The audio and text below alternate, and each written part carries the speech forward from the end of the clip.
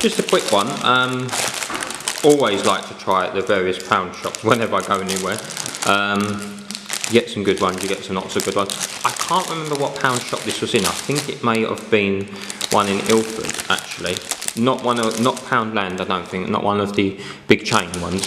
But I'm just going to give this a try. I've been looking for one of these running bottles, and they usually cost a good couple of pounds, probably about £5 at the cheapest. I think I saw them in Sainsbury's, and they like reduced to a couple of pounds, but they were a lot more. You know, the idea is obviously you can just hold it when you're running. It possibly might be a bit easier than holding a bottle, because I do a lot of running, mostly from the law, but I do like to also try and keep healthy doing it. And yeah, this one was only £1, and yes, I'm trying to fill it. It's not the strongest maybe, but I think it would do the job for a little while, so I'll give it a go, and it's a good way to keep some water in, and it saves me keep buying bottled water. Yeah, give it a go. So yeah, that was just a little find at the pound shop. And speaking of the pound shops, now I think it was called a Wow It's a Pound or something in Ilford. I spotted these, which I did think were quite good. I think they were good for £1. So I don't know how well the 3D is going to show up on the camera. Probably not very well. But it's actually a 3D image of Marilyn Monroe, who I think is probably one of the most attractive people who ever existed. I didn't know her personally, but you know, that's just my opinion from her movies and what I've read about her as a person. Oh look, I think you can get the 3D a little bit there. I just thought for £1, it's pretty good. And then I also like this one for £1, and this one, let's just put that against the wall so you can see it. This is a Rat Pack one. So again, it's 3D. I don't know how well you can see the 3D-ness. It's also got Marilyn Monroe there. You've got him, and you've got Brad Pitt for the 1950s, and you've got Elvis looking like the coolest person that ever existed, which in many ways perhaps he was. And yeah, it's 3D, and I think the 3D is showing up a bit on there. Elvis seems to be looking at this and going, what is this? It's a ball, it's a snooker ball. Actually, it's a pool ball, sorry, my mistake. Anyway, I think they're very good for £1. Now, Ilford was quite a good source, actually, of bargains, as it goes. They have a big Wilkinson's, sorry, not Wilkinson's, a Wilko's, a big Wilko's. If you don't know Wilko's, in the UK, it's a sort of a shop, really. No, they sell things like stationery, toys, and a lot of like supermarket things like sweets and toothpaste and all that random stuff. It used to be more of a focus on stationery, and I find it in some ways not so good. They don't have so much.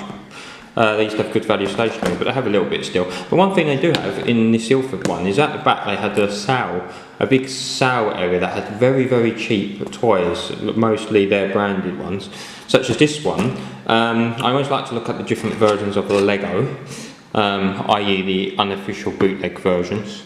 This is Wilko's offering, which is called a Blocks, and it's to make a snail. Compatible with leading brand, or blatantly means Lego, so they've actually made it compatible.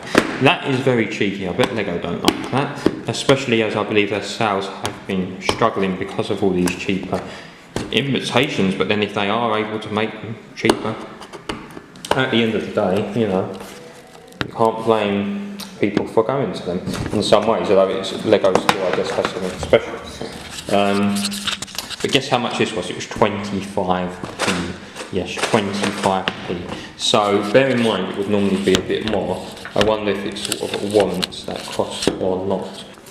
Get this unwrapped, and let's see how to oh, I've put a little bit of I hate sellotape on, I don't know, on packaging. I know I've got to keep it closed. I haven't got anything really sharp on me to open it. Oh, there we go, I've done it. What else can you build? Nothing. I've got no imagination. Have you seen my home? It's on your back, mate. That's what snails do. Snails that live in the land that secrete mucus to make it easier to move and reduce the friction against the ground. Thank you. I've just eaten a chocolate pudding. Right, let's get this out. Let's see if it's as good quality as Lego. Suitable for ages 3+. I actually think that's a little bit young. Because there's lots of small bits, and at that age I thought, it depends on the kid, but they might still be putting things in their mouth. I think I was up until the age of 14, but that was probably just me.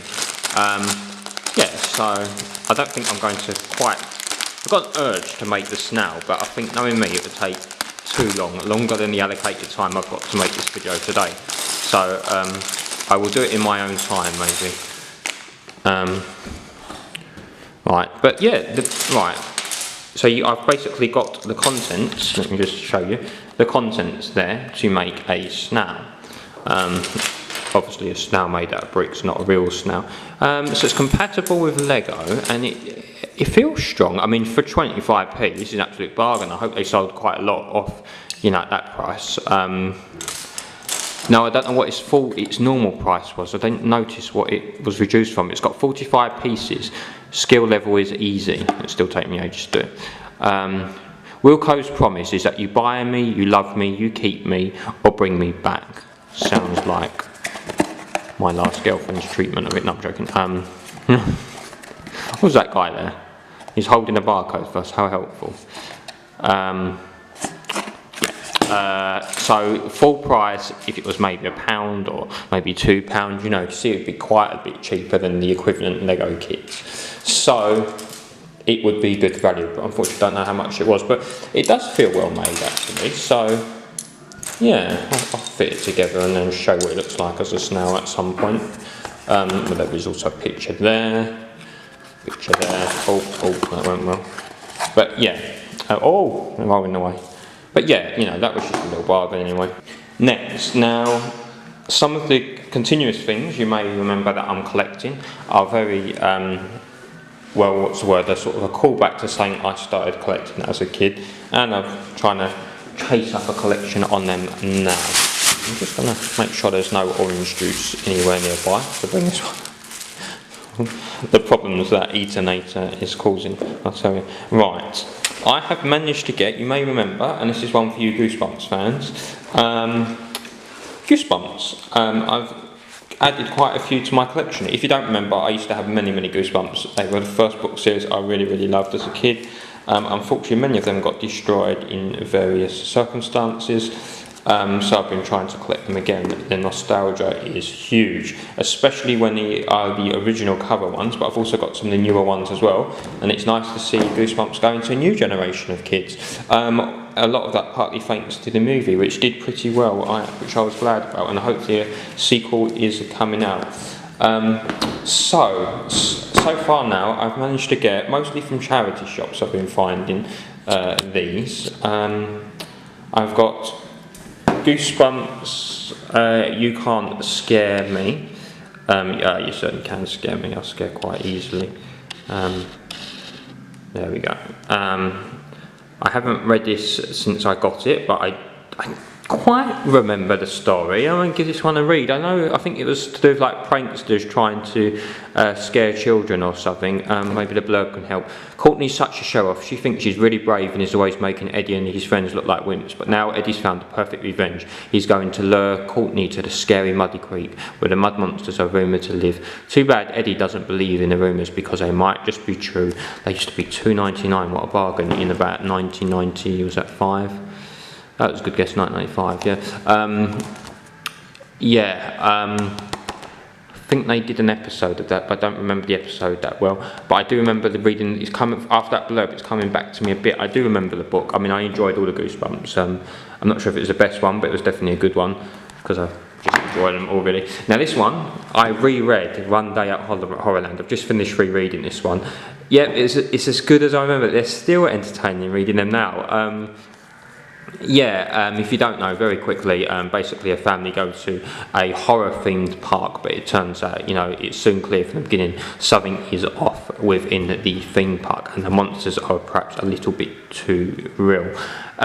They did do an episode with it, and I watched the episode, and the episode was probably one of the decent episodes. It was good, but they do not do justice. I really see that now. As much as I have a fondness for the TV show, and some of the episodes did come out very well, some of them really just didn't do justice to the book. I mean, they changed so much in this, after, you know, compared to the book, which was much more dramatic. It's probably, you know, because they didn't want to make them too scary and being careful with censors and that, but the books are just so much more fun, and they have a little bit more drama and a little bit more tenseness and more humour. They lack the humour in the TV show as well. And and they changed characters' personalities around, which is something I noticed, making things more flat in the programme compared to the book. So no, the book's very good.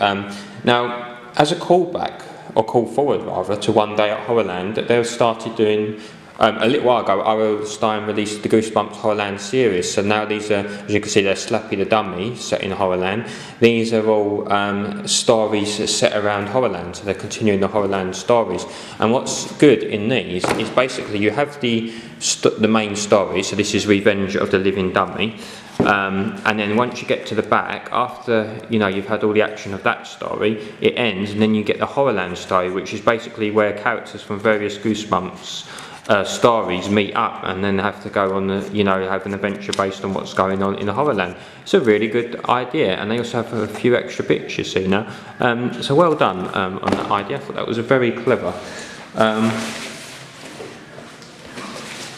So we've got also Deep Trouble. They wanted to call it Deep Shit, but didn't get past the censors, unfortunately. Deep Trouble. I've got two. I've got the original version. See, I like the new designs a lot, and I really like how they've done them. However, I have a fondness for the original because of the bumpy writing and the layout, and they're the first ones I collected. I have fondness for them, but there's the new version as well. The original series from the Master of Fright, which is both Stephen King and R.L.Stine, I think. Some of these new versions have extras. Yeah, look, this has got all extras at the end. There's a bit about fishy mermaids, and what's really nice is this interview with R.L.Stine in these newer repackaged versions. So yeah, that's good. So what else have we got? What else is in here? We've also got Monster Blood. That's a really good cover. I like these framed ones. So this is, I think, maybe the second or third re-release of the books. Comes before these ones, I do believe. Still from Scholastic. They seem to have kept the rights with Goosebumps. We probably realised, oh, some of these left their bookmarking. I think I got this from a charity shop. The word is out. Books are brilliant. Oh, I've advertised somebody's name there. Well, I think so. The chance of them seeing this video. My favourite book is Star Wars. Episodes 1, 2, 3, 4, 5 and 6. That's interesting. Oh, look, there's a letter written in it as well. Oh dear, that's a shame they didn't keep the book. I think it's a shame when they get a dedication and they don't keep the book, but oh well, never mind. That's that one. Yeah, Monster Blood, I like the original Monster. Well, I don't know if it's the original version, but they released a version that had actual Monster Blood in the front. You couldn't really take it off. And it probably wasn't really Monster Blood because of health and safety, but it had like this sort of gel feel inside, this like packet you could fill on the book. It was very good. Last but by no means least of the Goosebumps, I should put those in the background so you can feast your eyes on them. Just refocus because this camera's having its moment. I have not got I've lost an attachment for this tripod, which is why I'm doing it from a higher angle, so I do apologise for that if it's not quite so clear. I also have managed to get three of the collections of Goosebumps. So these were the original collections, and basically they collected a few stories together. I really enjoyed buying these originally because they had so much stories in them. And I've been reading them again and enjoyed them just as much. This one has Say Cheese and Die, Welcome to Dead House and Stay at the Basement. Now, Welcome to the Dead House I think came out very well as an episode. That one came out well. I also really enjoyed the story. The first ever Goosebumps, and it was still one of my favourites. Welcome to Dead House, Say Cheese and Die came out well as an episode, and I enjoyed reading the story. This guy, Stay at the Basement, also came out well as a story, and I very much enjoyed reading it, but it came out well as an episode, I meant to say. It reminded me a bit of the old Den Princess thing, because actually that's almost giving away a spoiler, but basically we won't do that in case you haven't read it. Basically one of the dad calls his one of his daughter Princess. It reminds me of Hello Princess. Well, that was until EastEnders retconned it and decided that that stupid guy Gavin was the one who was responsible for saying that, and not Den, as was always the case.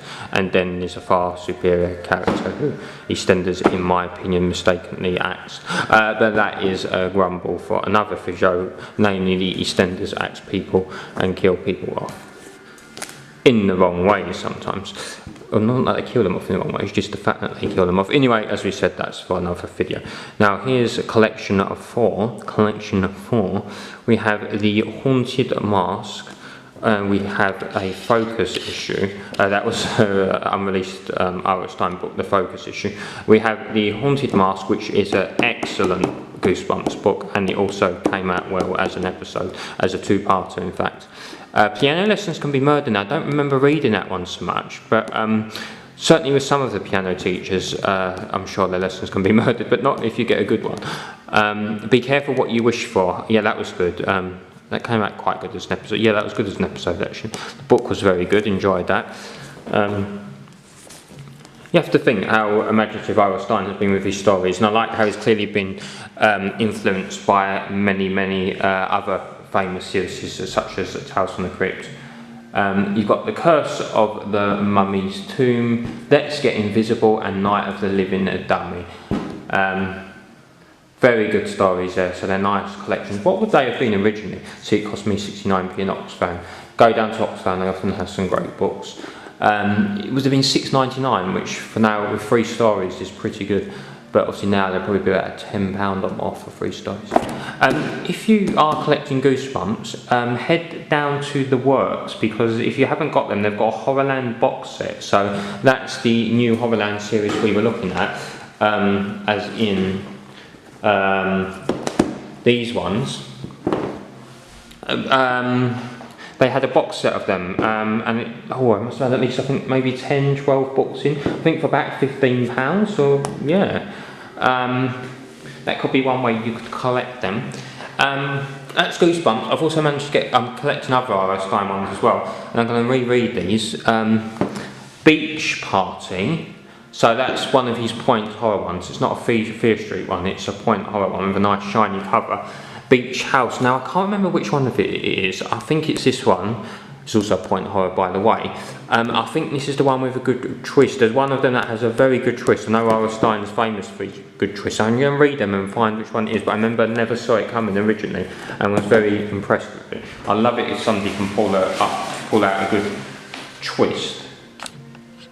Now, I've got a nice mountain of Goosebumps books here and other R.L.Stine books, so that was a good success. Now, I took a trip to Toys R Us yesterday in Ilford, went to the Ilford one. I usually go to the one by Lakeside, but we'll go to the Ilford one for a change. I did it partly because you may have heard about Toys R Us's financial woes, hoping they will get out of that, but I won't go into too much detail on that in this video, because I'm going to do a separate video about Toys R Us.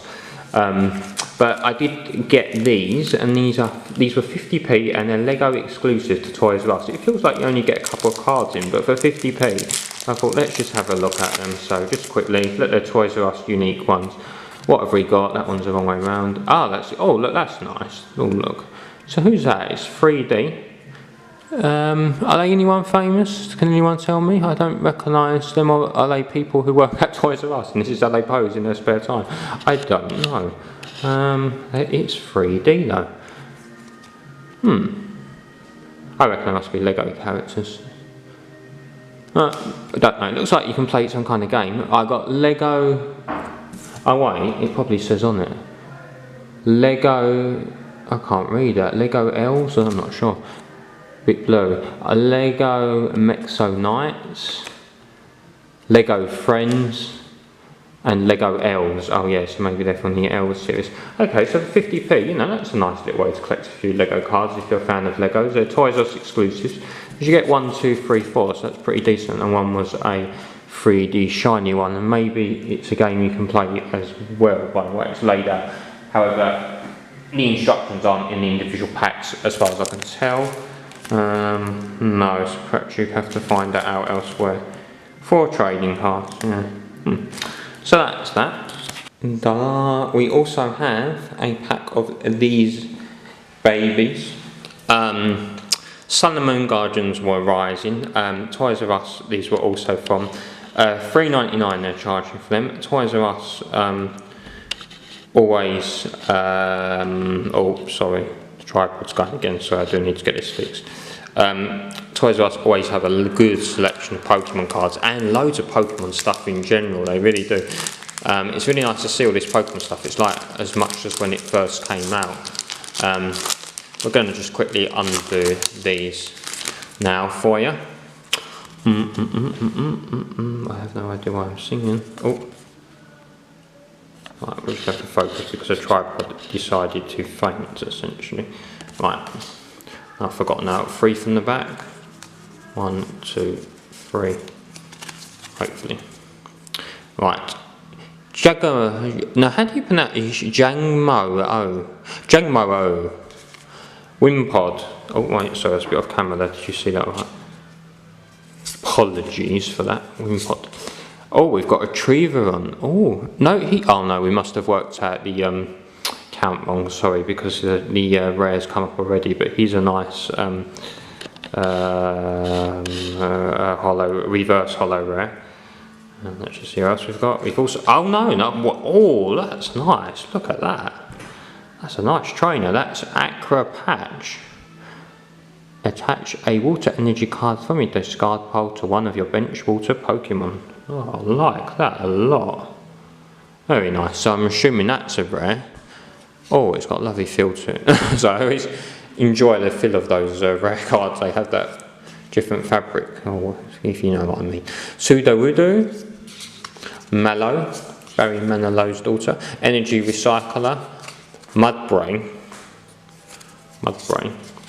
Delibird, Wishy Washy. I can be a bit wishy washy at times, and we're back to the beginning. So there we go.